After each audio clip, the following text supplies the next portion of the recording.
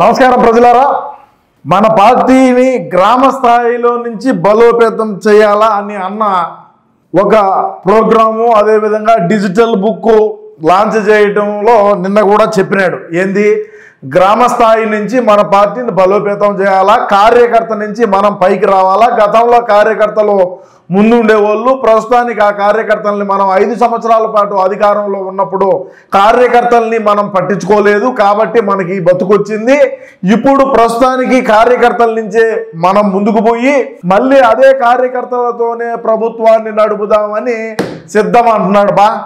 సరే, ఇప్పుడు కార్యకర్తల్ని మనం కార్యకర్తల చేతికిచ్చి ప్రభుత్వాన్ని నడిపిద్దాం. ఓకే, నేను దయచేసి చెప్తున్నా, వీడియోని పూర్తిగా చూసి మీ అభిప్రాయాన్ని తప్పకుండా కామెంట్లో తెలియజేయండి. ఎందుకంటే గతంలో గ్రామ స్థాయి నుంచే వచ్చినాం అంటే గతంలో మనకు ఏ విధమైనటువంటి మాటలు మాట్లాడే వాళ్ళు ఉండేవాళ్ళు మన నాయకులుగా, ఆ నాయకులు మాట్లాడేటువంటి మాటలకు గ్రామ స్థాయిలో ఉండేవాళ్ళు ఏ విధంగా ఆకర్షణీయులైనారు ఏందనేది మనం చర్చిద్దాం. గతంలో అంటే కొడాలి నాని ఉన్నాడు, వల్లభనేని వంశీ, అదేవిధంగా అంబటి రాంబాబు అంటే ఇప్పటికీ ఉన్నాడు, ఓకే బాగానే ఉన్నాడు.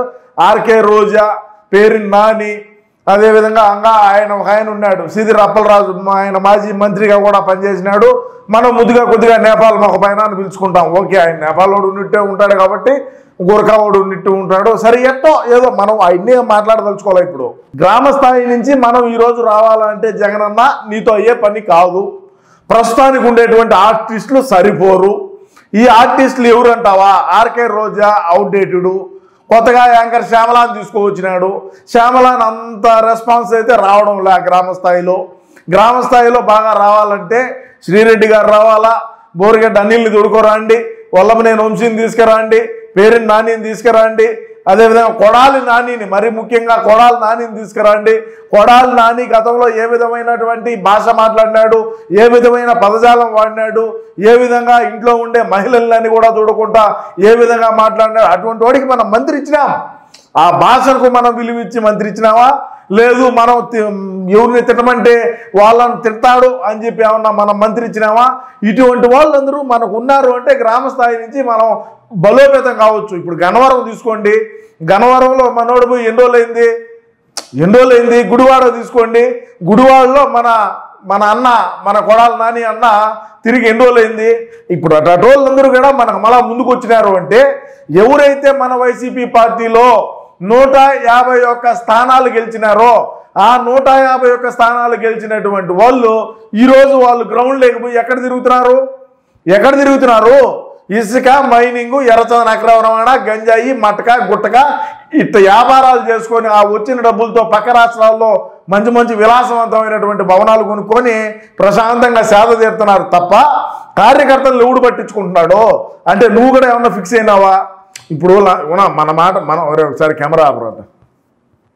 ఇప్పుడు మనలో మన మాట మాట్లాడుకుంటేనా మనకా అంతంత మాత్రమే. మనం ముందుగానే లండన్కు పోయి రావాల్సినటువంటి అవసరం ఎంతైనా ఉండాలి. అందులోనూ ఇప్పుడు మన వదిన గారు ఖచ్చితంగా నేనైతే రాజకీయాల్లోకి వచ్చానని మళ్ళా కొంతమంది మన వైసీపీ పార్టీలో ఉండేటువంటి ముఖ్య నాయకులతో మాట్లాడటం, ఆమె ఖచ్చితంగా బయటకైతే వచ్చాది, ఆమె కూడా మాట్లాడుతుంది. నువ్వు ఇంకా ఇంట్లో కూర్చో, నువ్వు ఇంట్లో మనలో మన మాట వీడేం కెమెరాలు కూడా ఏం ఆన్లైన్ లేవు. నువ్వు ఇంట్లో కూర్చొని మన భారతీయ గారిని పంపించినావంటే, వదిన్ను బయటకు పంపించినావంటే రాజకీయం బ్రహ్మాండంగా ఉంటుంది. 175కు 175 మనం గెలుస్తాము. అదేవిధంగా చూసుకుంటే పులివెందుల్లో నువ్వేమన్నా ఓట్లు అడిగినావనా? పులివెందుల్లో పోయి మీరు నాకు ఓట్లు ఏంటి అని ఏమన్నా అడిగినావా? లేకంటే మనకు 10 కదా వచ్చేది. ఇప్పుడు నీకు అర్థం కాలా? పులివెందుల్లో వదిన గారు పోయి ఓట్లు అడిగితే మనకు ఆడొక సీట్ అంటే నువ్వు గెలిచినావయా? 11 సీట్లు వచ్చినాయి, లేకంటే వచ్చేది 10 సార్. ఇప్పుడు అక్కడ వదిలిపోయి అక్కడ ఉండేటువంటి మన నియోజకవర్గంలో ఉండే ప్రజలకి చెప్పుకొని మన బిడ్డే పోయా, మనం ఓట్లు వేసుకుందాము, మనం అన్నీ ముందుకు పోదాం, మనం సఫాయిగా చేస్తాము, ఇబ్బంది లేదు, మీకు మచ్చుగా చేస్తాం మేము అని చెప్పినారు. చెప్తే నువ్వు గెలిచినావు.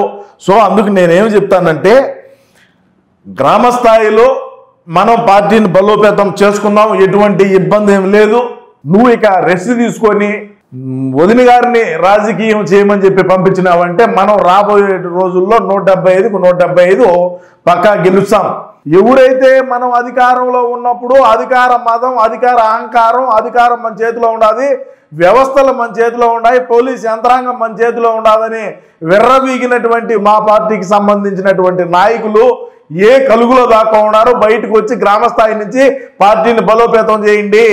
లేదు జగనన్నే పార్టీని బలోపేతం చేస్తానన్నాడు, డిజిటల్ బుక్ పెట్టి గ్రామస్థాయి నుంచి పార్టీ కార్యకర్తలే వాళ్ళే ఒక నాయకులుగా ఏమన్నా ఎదగాలని ఏమన్నా జగనన్న ఆలోచన విధానం చేసి డిజిటల్ బుక్ను పెట్టి రేపు మన ప్రభుత్వం అధికారంలోకి మన వైసీపీ పార్టీ గెలిచి మనం అధికారంలోకి వచ్చితే ఈ కార్యకర్తలు ఎవరైతే ఉన్నారో కార్యకర్తలే ప్రభుత్వాన్ని నడిపే విధానాన్ని తీసుకొని వచ్చాను అంటే మరి ఏమన్నా లండన్ నుంచి తెచ్చినటువంటి గోళీలు ఏమన్నా డోసేజ్ పెరిగినాయా లేదంటే తగ్గినాయా అనేది కూడా ఇక్కడ ఆలోచన చేసేటువంటి పరిస్థితి.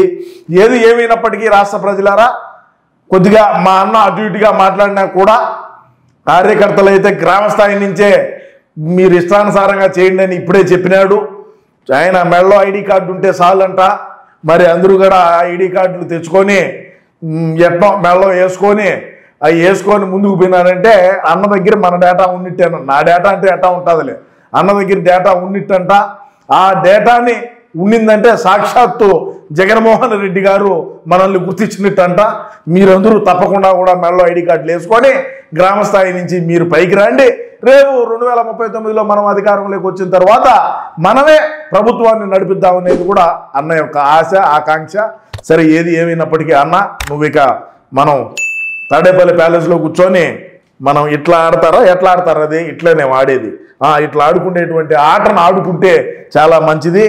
వదిన గారిని పంపించండి, మనతో అవ్వదు వదినతో అవుతుంది, మీరు పంపించండి. రాజకీయాల్లో బ్రహ్మాండంగా మనం అధికారంలోకి వచ్చేదానికి వదిన గారు మంచిగా కృషి చేస్తారని ఆశిస్తున్నా, ఖచ్చితంగా చేస్తారని కూడా భావిస్తున్నా. ఏది ఏమైనప్పటికీ రాష్ట్ర ప్రజలారా, మా అన్న చెప్పినటువంటి మాట గ్రామ స్థాయి నుంచి మనం పార్టీని బలోపేతం చేసుకోవాలా అనే దానిపైన మీ అమూల్యమైన అభిప్రాయాన్ని తప్పకుండా కామెంట్ రూపంలో అయితే తెలియజేయండి. నమస్కారం.